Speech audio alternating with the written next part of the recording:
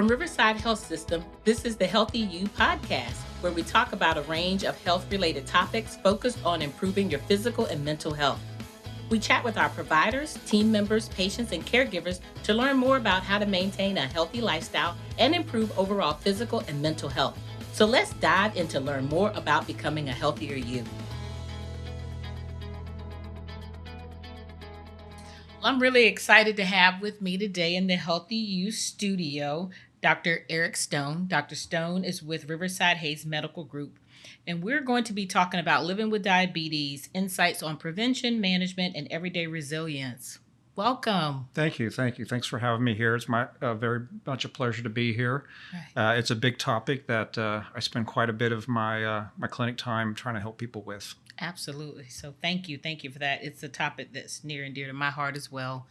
We either know someone or, have encountered someone who is living or managing the disease. Yeah. This podcast is going to give valuable information for individuals to live a healthier lifestyle, more empowered lifestyle, because knowledge is power.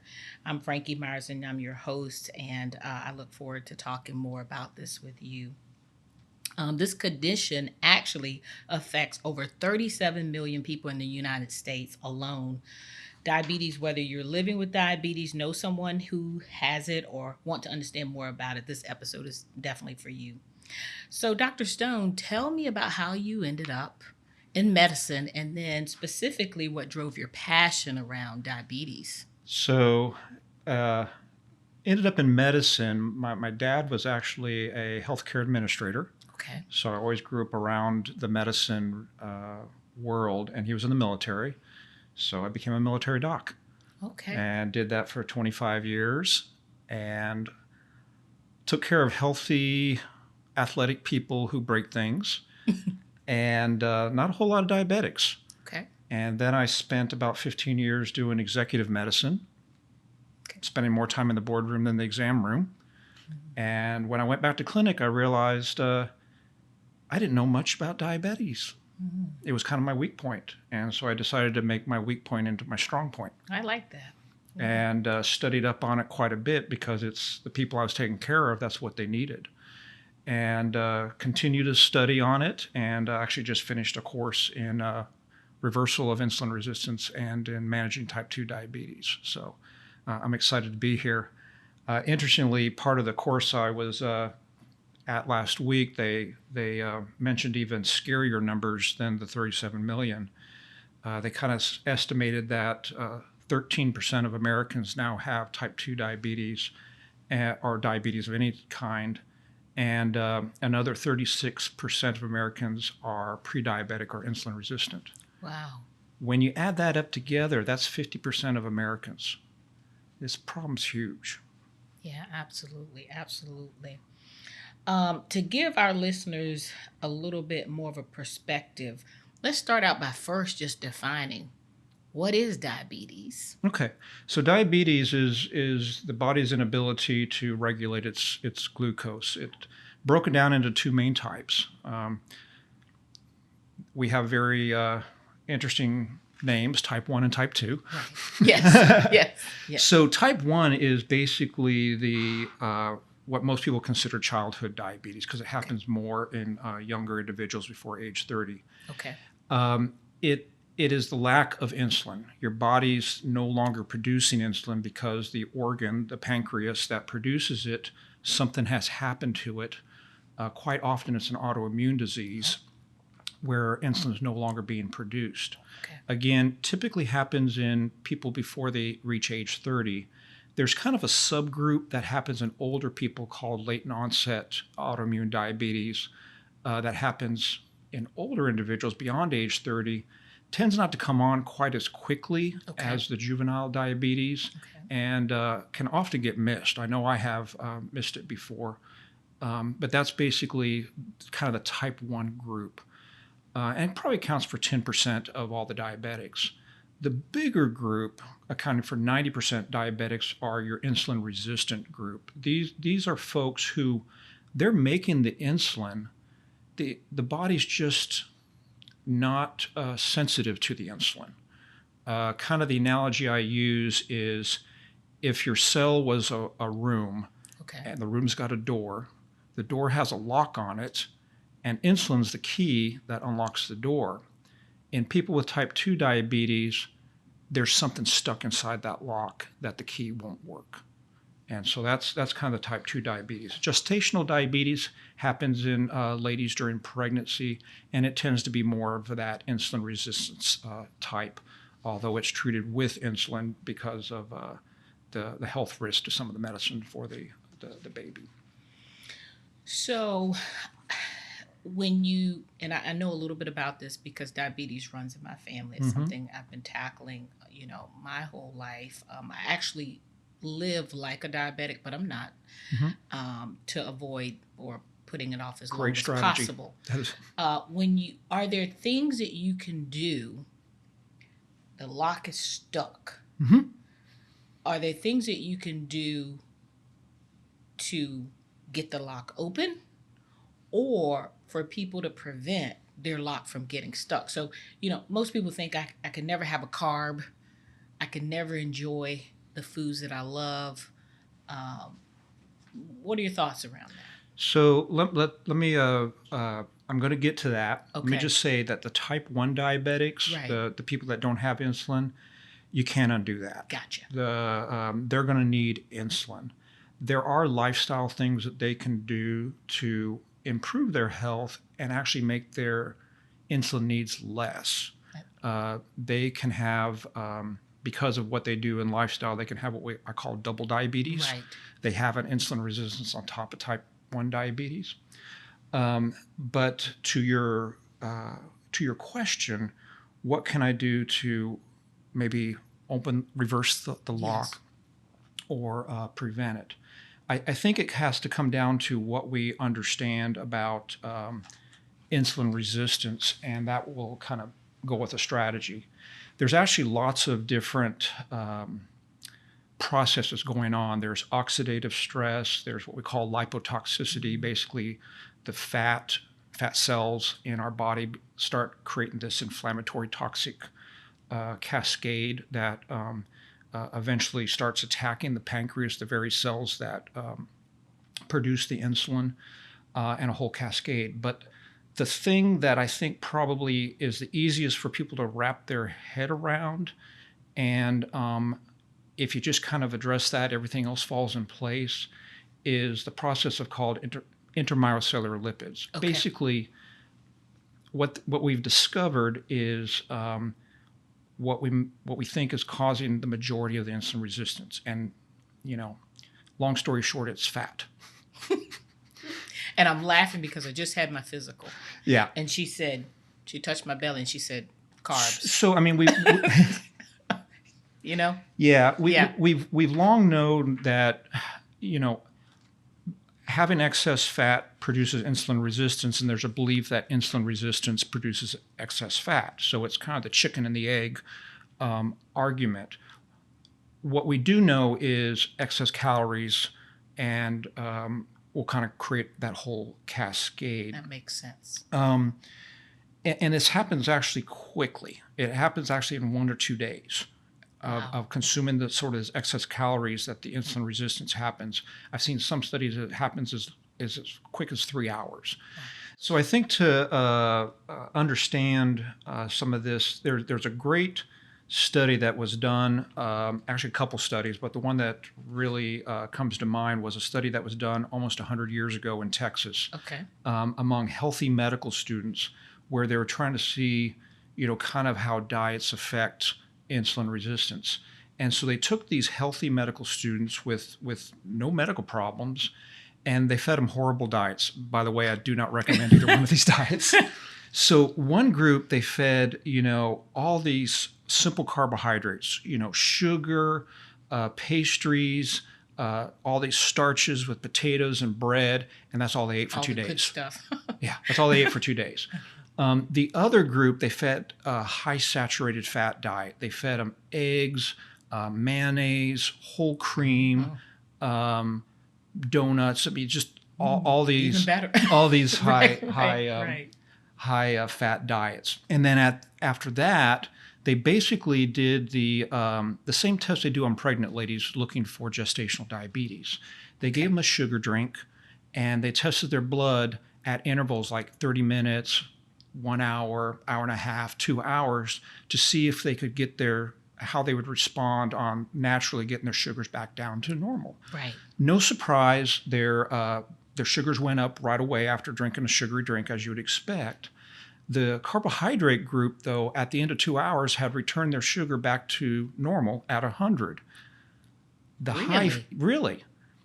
I know it's contraindicate Right. or it's Contradictive. counterintuitive. Yes, yes. And I think that's what confuses a lot of people. The man behind the curtain, the wizard behind the curtain, the high fat group, their sugars just kept going up and up and up. And at the end of 2 hours, it was twice normal at 200. Wow. They had not been able to return to normal. So basically, they showed from this diet that in healthy people, they caused insulin resistance. It would take us, almost 100 years to figure out what's going beyond that. And like I said, there's lots of different processes going on there between the different oxidative stresses and mitochondrial stresses and toxicity to the pancreas. But this enteromyocellular lipids, basically these fat molecules inside your muscle cells and your liver cells, are gumming up the lock. Wow. They're producing the insulin resistance. And that basically comes from either your body carrying too much weight itself, and so even when you're asleep, it's kind of releasing these fat particles. Okay. And or you're intaking excess calories, producing fat from those calories, could be starches, could be fat, or you're consuming a high amount of mostly saturated fat. Mm-hmm. It seems to be the fat from the animal products, your cheeses, your dairy, your meats, particularly the red meats, and your processed meats, bacon, sausages, lunch meat, deli etc. meat and all that stuff. Yeah.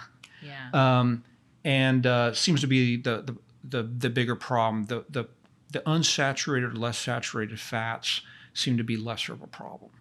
Those are some of your oils and stuff, your vegetable oils. The exception, I would say, would be your tropical oils, your palm oil, your coconut oil. Those are fairly high saturated and probably need to be avoided. Okay. So those are some things dietary wise that I think people can do to reverse, or better yet, prevent.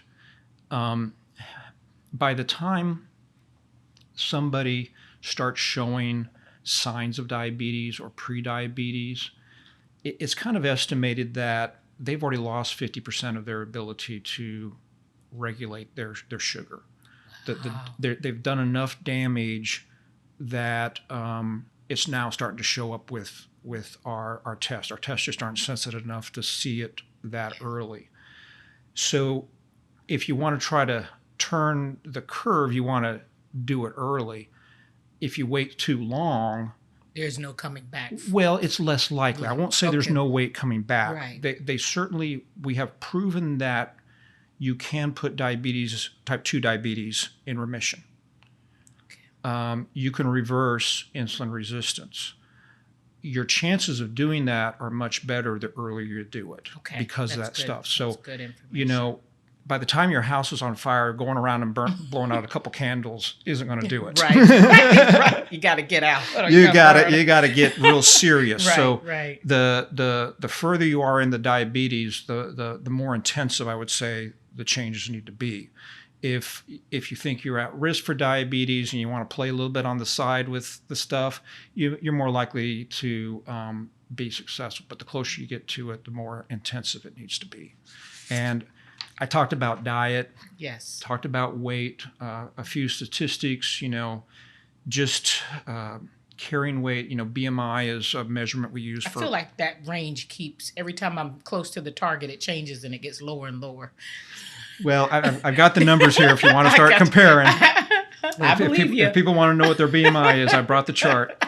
But so a normal BMI is 25 and below. But even at 25, or excuse me, yeah, even at about 25, it's about your relative risk of diabetes is about twofold, or Wow. two up.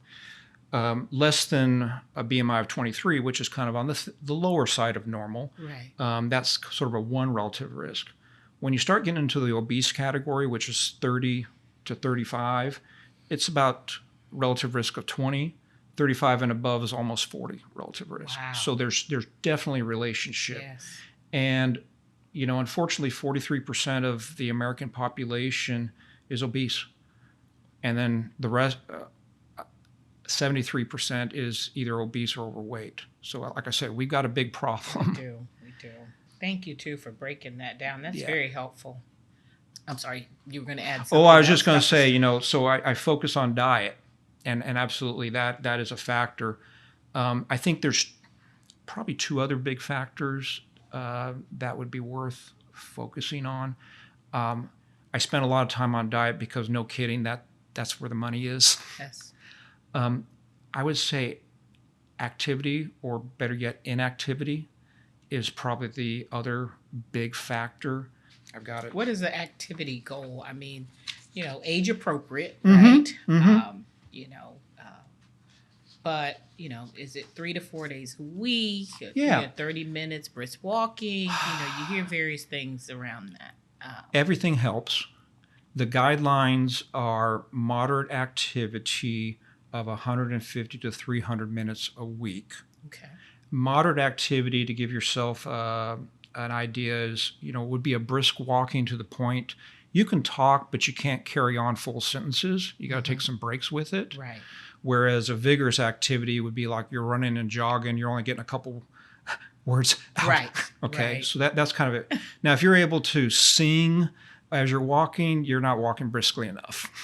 Okay. That's a good gauge. So 150 to 300, certainly more is better, is the target range, combined with at least 2 or more episodes of resistance strength training. Okay. What's more interesting is the inactivity, basically sedentary, seems to have even a bigger risk of developing type 2 diabetes. Okay. They estimate each hour of sitting, your odds increase by 4%. Oh my goodness.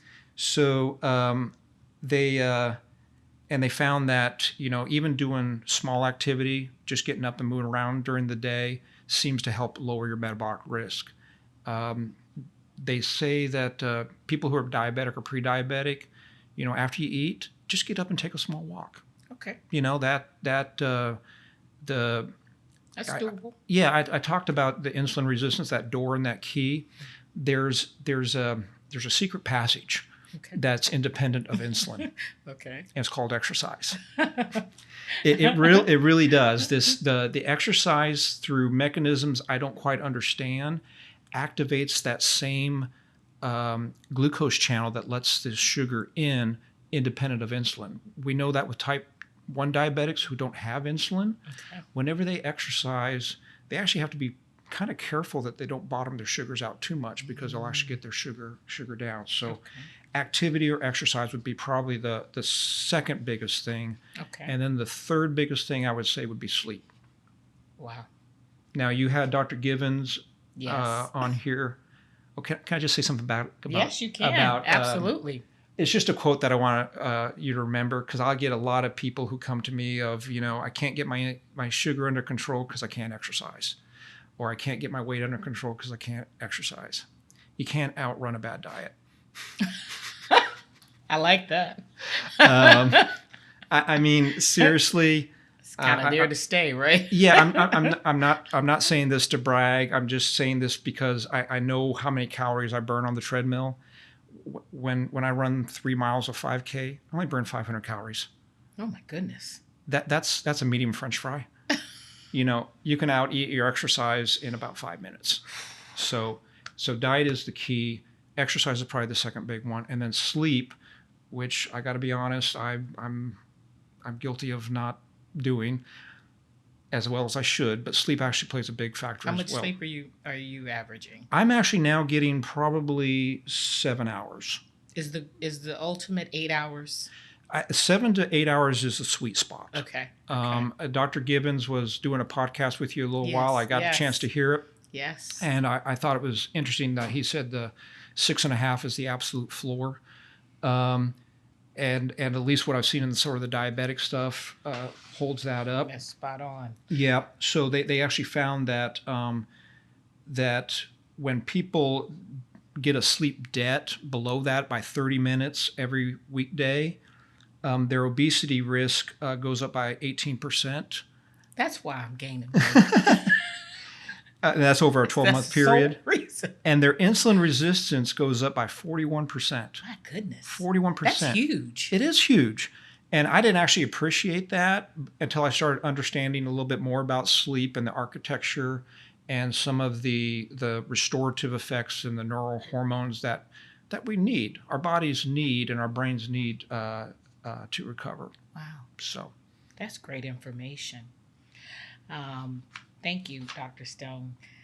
Now, for someone who does receive a diagnosis, what are the treatment options? And the information that you've provided is very helpful on if you have it, these are things that you can do, things to avoid it. But talk a little bit about that and how it's evolved over the last couple of years. Yeah, so certainly if a type 1 diabetic, they're going to have insulin. There's just no around that. We don't have any other solutions right now. I did mention lifestyle plays an important factor, and their insulin resistance as well. For a type 2 diabetic, I'm a firm believer lifestyle is the foundation. And when you read the recommendations from the American College of, it's not really academy, it's clinical endocrinologist, and the other sort of authoritatives on diabetes, and even the Heart Association, they all say the same thing. Yes. Start with lifestyle. They don't say much about it after that. It's like, right. It's the lead in, right? Eat good and exercise. Okay, thanks. Yes, not that easy. Right? So I actually, that's why I've actually been doing a lot of studies in exactly the science behind that lifestyle, so I can try to help people and give them real goals to do, because it does make a huge difference. I actually have a list on my wall in my in my office, of my patients who have put their diabetes in remission. They've come off all their medicine, and they're keeping their sugars under control and have been doing so for 3 months or longer. Wow, that's the definition of remission. Well, you have a lot to do with that, so that's. I'm just the coach, and I provide them information. It's up to them. They got to do the hard work. Absolutely. And so that's first and foremost. For type 2 diabetes, there are medications that try to help the underlying process, the insulin resistance.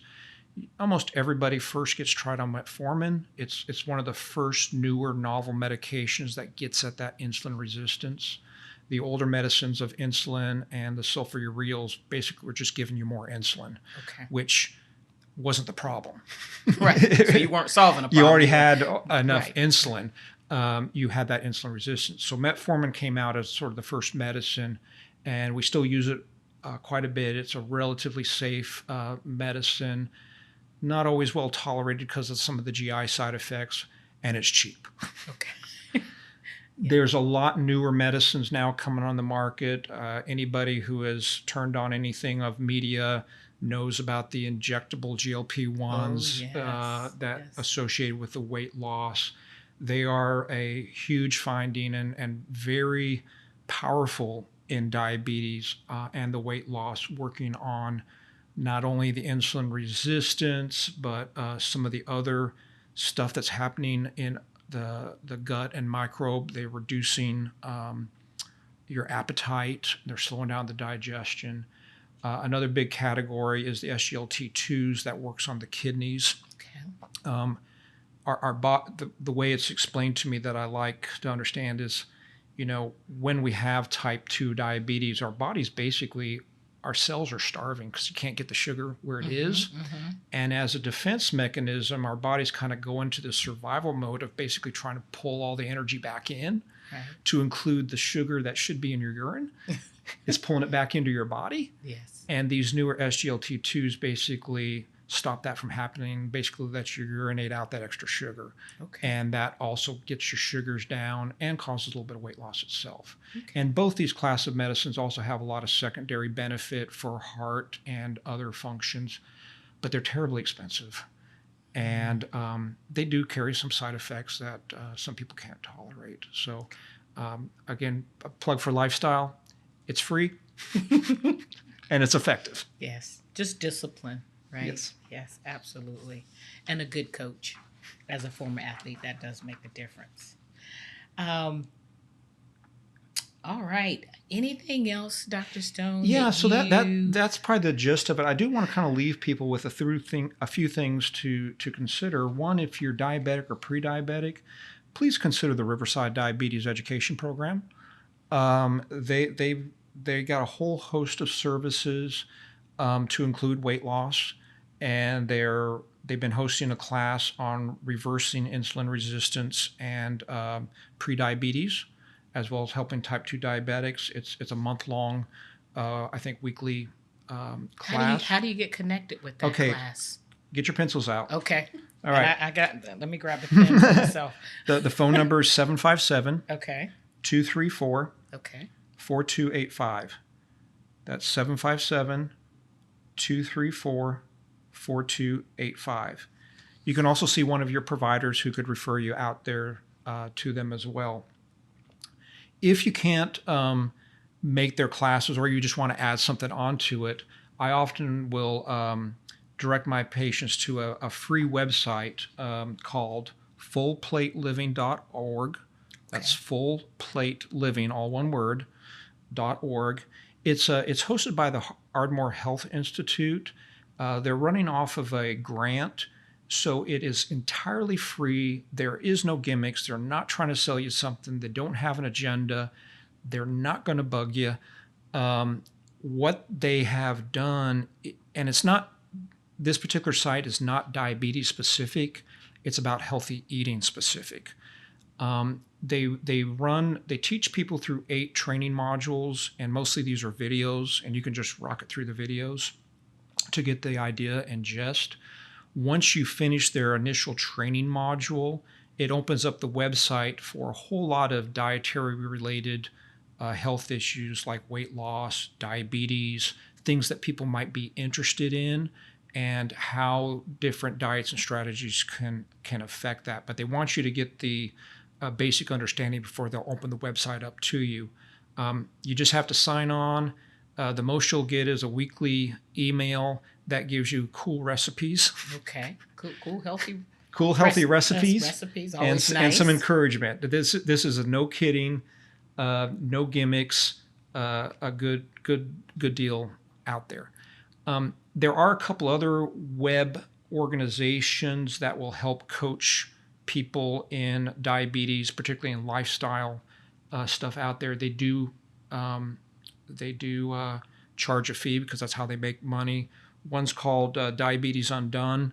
I think last time I checked, most of these are about $200 to $300 programs to do.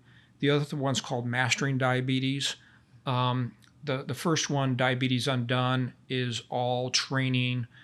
There's no laboratory testing. The second one, Mastering Diabetes, has a lot of training and also includes getting some laboratory testing that you can do through whatever their third-party lab is.